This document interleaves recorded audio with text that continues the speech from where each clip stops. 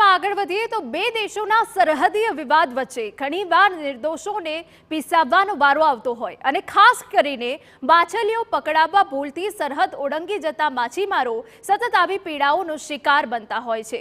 જી હા, દીવમાં હાલ એક પત્ર ચર્ચામાં છે જેને વાંચીને કોઈની પણ આંખો ભીની થઈ જાય। આ પત્ર પાકિસ્તાનની જેલમાં બંધ ભારતીય માછીમારે તેના પરિવારને મોકલ્યું છે અને તેમાં ચોંકાવનારો ઘટસ્ફોટ કરતા જણાવ્યું છે કે દીવ, ગુજરાત, મહારાષ્ટ્ર, ઉત્તર પ્રદેશ, પશ્ચિમ બંગાળ અને તમિલનાડુ સહિતના રાજ્યોના લગભગ 211થી પણ વધુ ભારતીય માછીમારો કરાંચીની જેલમાં કેદ છે।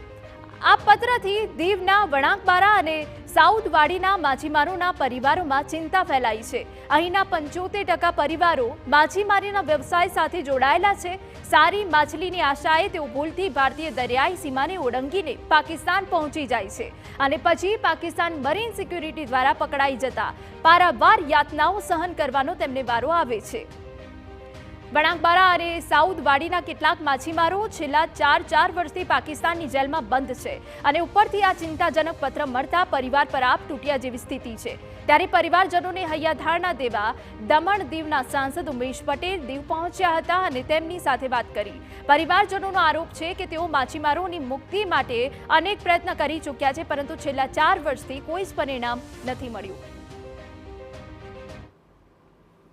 મારી માતાઓ, બહેનો જે પીડિત છે, દુઃખી છે, તેમને મળવા આવેલો, એમની વેદનાઓ જાણીને મને ખૂબ જ દુઃખ છે, તકલીફ છે અને પીડા છે ને દુઃખદ છે કે આજ સુધી આપણા પ્રતિનિધિઓએ એવી મહેનત નહીં કરી કે આ લોકોના 3 વર્ષથી જેલમાં હોવા છતાં માણસોને બહાર લાવી શકાય।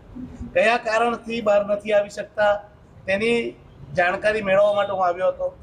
એમનું કહેવાનું છે કે પહેલાં પણ 150ની આસપાસ લોકોનો ઓર્ડર થઈ ગયો હતો, પછી પાછા 35-40 લોકોનો ઓર્ડર થઈ ગયો હતો, તો ઘણા બધા માણસો છૂટી ગયા છે, એમના ઓર્ડર પણ થઈ ગયા છે, પણ કોઈ કારણસર આ પાછા પાકિસ્તાનની જેલમાંથી બહાર આવી શક્યા નહીં। અમારે આ 3.5 વર્ષથી પાકિસ્તાનની જેલમાં છે માછીમાર, પણ હજી લગન અમારા માછીમારને કોઈએ પણ છોડવાની રહ્યા કરી નથી।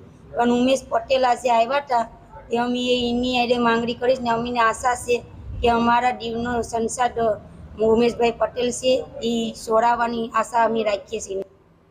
એક તરફ પરિવારજનોને આશા છે કે કદાચ હવે આ મુદ્દે ઝડપથી કામ આગળ વધશે, તો બીજી તરફ ધારાસભ્યોનું પણ કહેવું છે કે આ મામલે તે વિદેશ પ્રધાન સહિત જરૂર પડી તો વડાપ્રધાનને પણ રજૂઆત કરશે। પરંતુ સૌથી ચિંતાજનક બાબત એ છે કે 183 જેટલા માછીમારો એવા છે કે જેમને છોડી મુકાયાનો ઓર્ડર હોવા છતાં છોડવામાં નથી આવ્યા। તો બીજી તરફ પાકિસ્તાનથી આવેલા માછીમારના પત્રમાં ખૂબ જ ચોંકાવનારા ખુલાસાઓ સામે આવ્યા છે। તો શું છે ચોંકાવનારા ખુલાસા?